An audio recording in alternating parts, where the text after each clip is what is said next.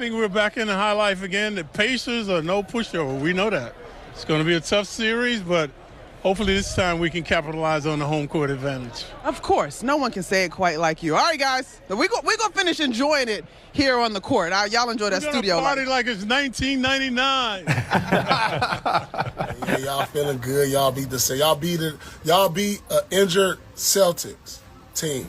Y'all beat an injured Celtics team, bro. We didn't have our all-NBA player, first-team MVP candidate who led us in all these categories. So, whatever. But shout out to y'all. Sounds like a bunch of excuses and bitching, Paul. You had your stars when you were at home down twice, up 20 points, and lost. And you didn't talk about your star when the Knicks got blown out in Game 5. It was we're a deep team. You got veterans on your team that have played longer than Tatum and won titles. But forget that. Boston down, Pacers up. It's been a battle all year for New York, folks. Not having Mitch Robinson most of the season, who is their best rebounder and arguably the best offensive rebounder in the league. Losing Jalen Brunson for 2 weeks to an injury. Mikal Bridges still trying to find his way in New York in that new system. Josh Hart saying he might need to come off the bench. Ooh-wee. Karl Anthony Towns also being labeled too soft. Tom Thibodeau criticized for playing guys too many minutes. But on Friday at MSG, Madison Square Garden, the Knicks finally brought this franchise back to relativity. All right? They brought it back to relevance with a blowout victory over defending champion Boston Celtics, which Josh Hart recorded his first playoff triple-double with 10 points, 11 rebounds, and 11 assists.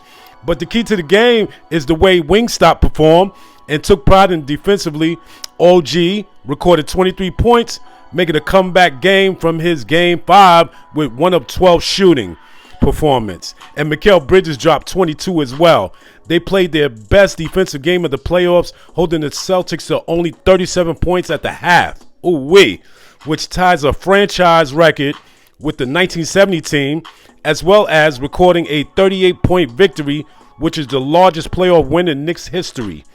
With this win, Jalen Brunson gets his 25th playoff game with 15-plus points and 5-plus assists, only trailing the great Magic Johnson, who has 29.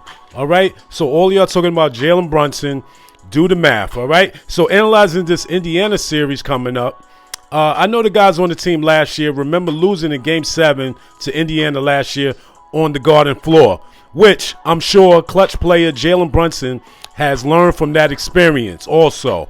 But I feel great about the series due to the fact that OG was injured, Josh had an abdominal tear, Brunson played on one leg, and Mitch Robinson was out with the injury of his own, basically. So I think the Knicks will sweep.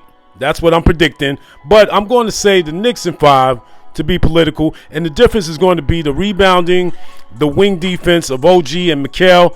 And as usual, Cat imposing his will offensively. All right? So share your thoughts and predictions in the comments section. Enjoy the game Wednesday night in the Garden. I'm L.I.E. and I'm going to say peace.